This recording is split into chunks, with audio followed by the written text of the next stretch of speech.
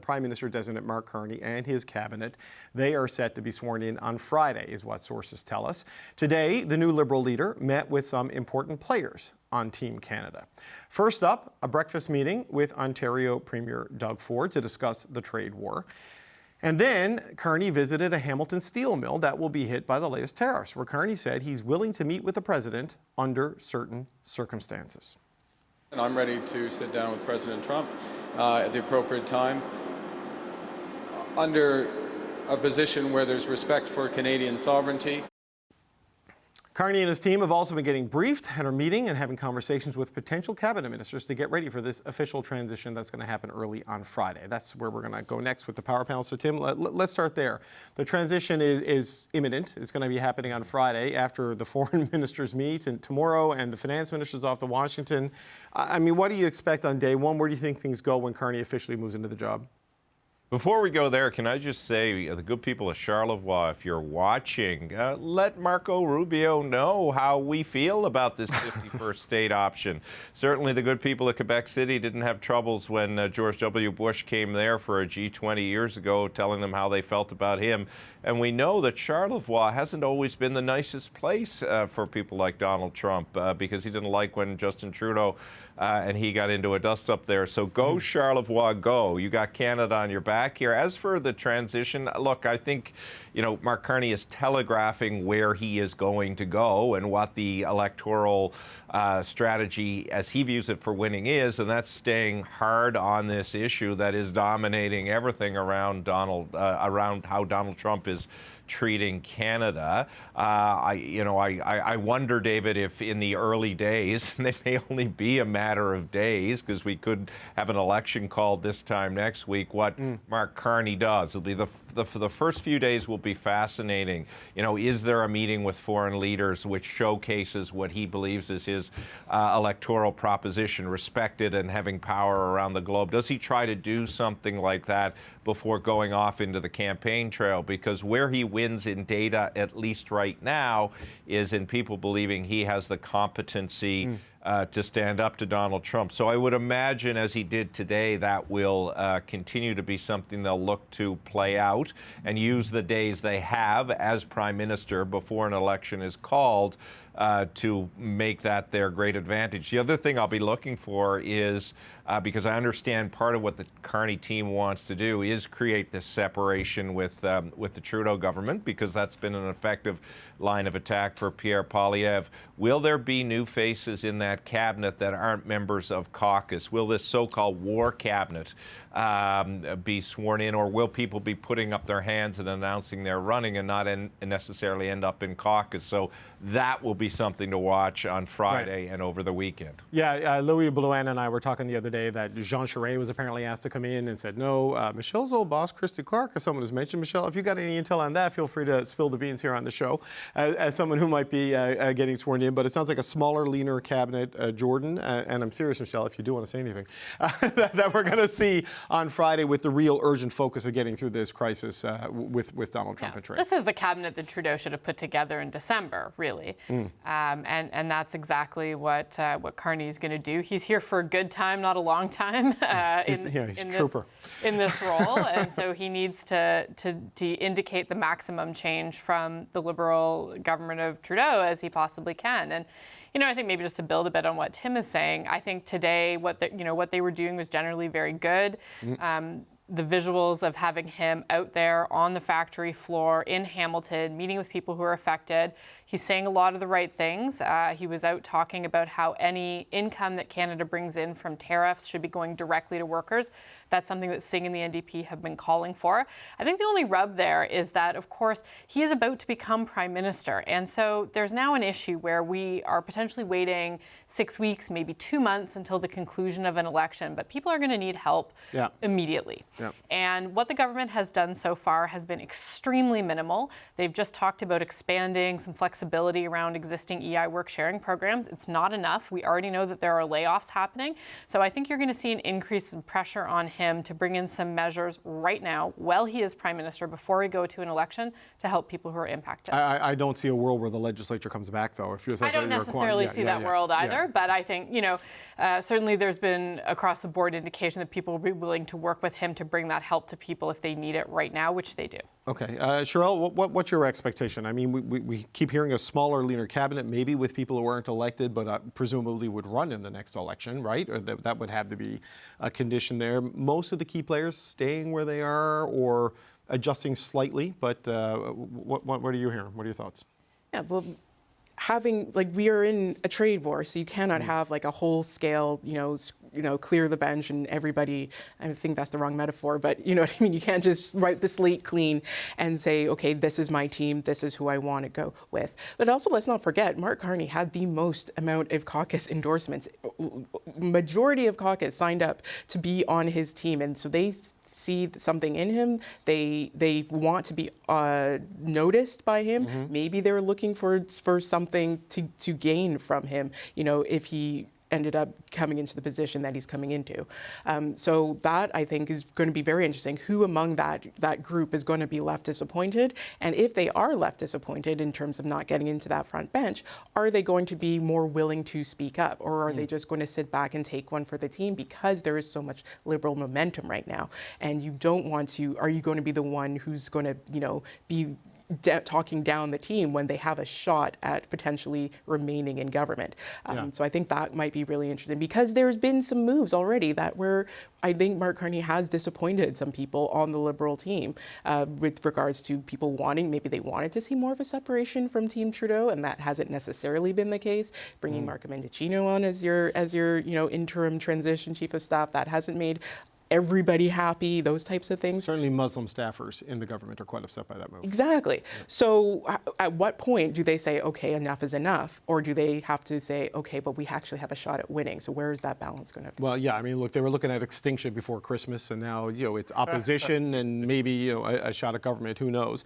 But Michelle, I wonder, and I'm jokingly putting you on the spot about Christy Clark, but do you think that's something she has talked about running in the next election, and she was a former premier and was contemplating the leadership. Do you think this is out of the realm of possibility that bringing in unelected people to staff up a cabinet when you've still got a caucus north of 100, is that something we might see Friday?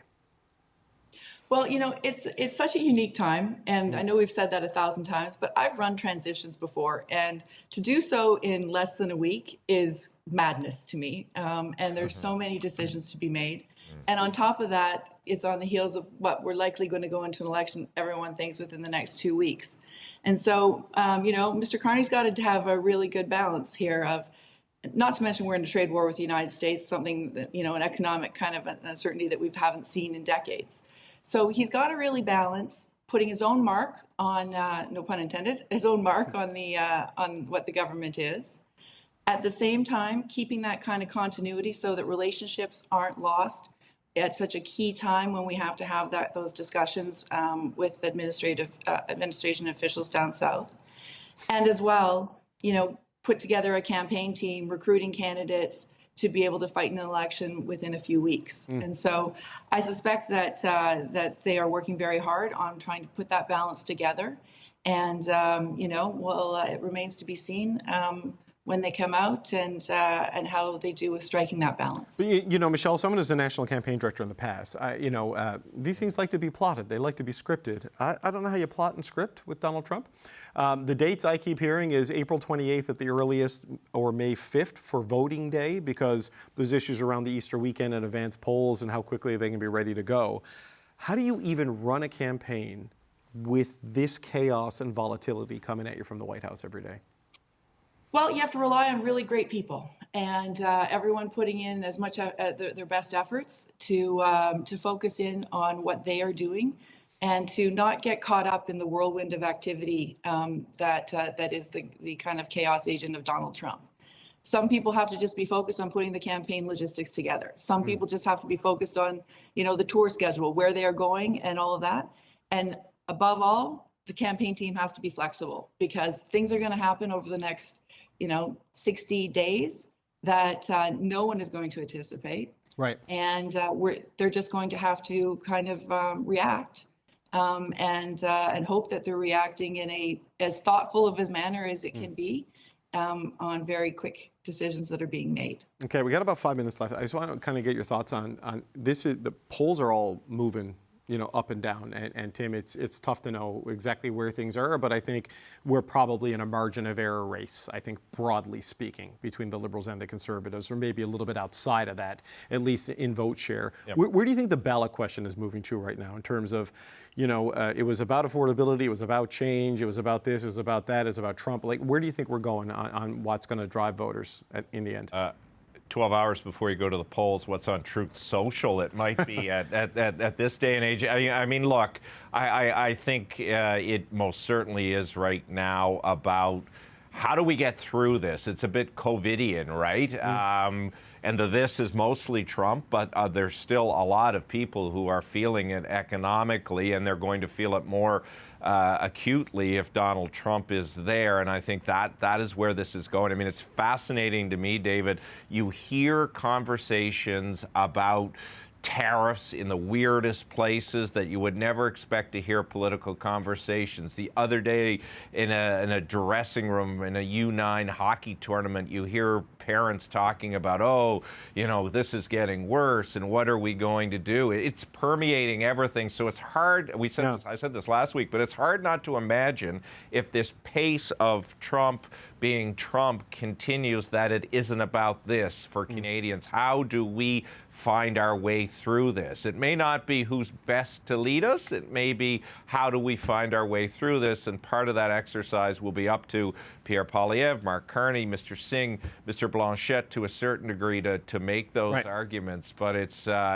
wild out there. Yeah, Jordan, I had my car in for work the other day, and I walked in in the waiting room of the service department, a very intense conversation about strategic voting, where people are saying you don't want a minority to deal with this guy. You need to have a majority. You got to decide who do you want it to be, and it's just wild to randomly see that. I mean, how do you think this is affecting where voters' headspace is at? Yeah, for sure. This instability is having people look at federal politics, I think, for the first time very seriously in a long time. We had a 2-year period there where voters, by and large, were really just waiting to pass judgment on the Trudeau government. And we saw a reflection of that in the polls that were quite static with a really significant gap between the Conservatives and the Liberals that was 10 to 20 points over that period.